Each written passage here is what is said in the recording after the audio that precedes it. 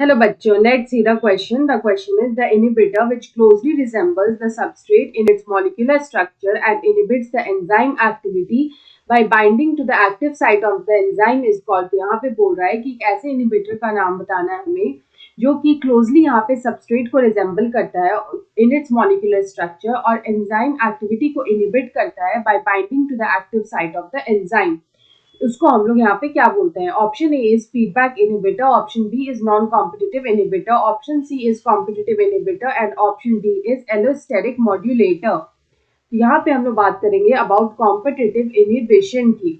यहाँ पे जो कॉम्पिटिटिव इनहिबिशन है वो होता क्या है. तो यहाँ पे ये जो कॉम्पिटिटिव इनहिबिशन है इसमें क्या होता है कि जो इनहिबिटर होता है यहाँ पे जो इनहिबिटर होता है it closely resembles the substrate.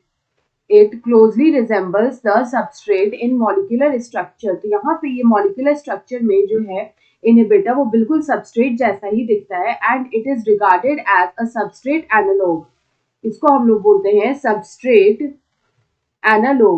तो यहाँ पे क्या होता है कि जो enzyme होता है वो यहाँ पे bind करता है to the substrate and जो substrate होता है वो active site पे bind करता है. तो enzyme का जो एक्टिव साइट होता है उसमें यहाँ पे जो है सबस्ट्रेट को बाइंड करना होता है, लेकिन क्योंकि यहाँ पे जो इनहिबिटर होता है वो बिल्कुल सबस्ट्रेट जैसा होता है तो यहाँ पे ये इनहिबिटर जो है वो यहाँ पे बाइंड कर जाता है with the active site of the enzyme.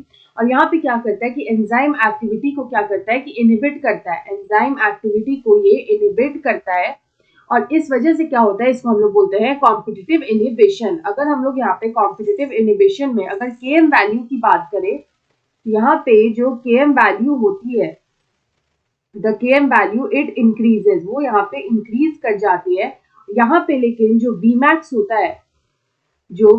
होता है वो यहाँ पे अनचेंज होता है. इट रिमेन्स अनचेंज या फिर हम लोग बोल सकते हैं इट रिमेन्स कांस्टेंट.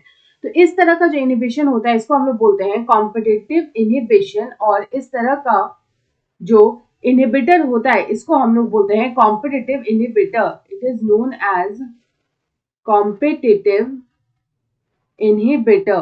तो यहाँ पे अगर हम इस क्वेश्चन का करेक्ट आंसर देखें तो ऑप्शन सी में हमें दे रखा है competitive inhibitor. So option C is the right answer.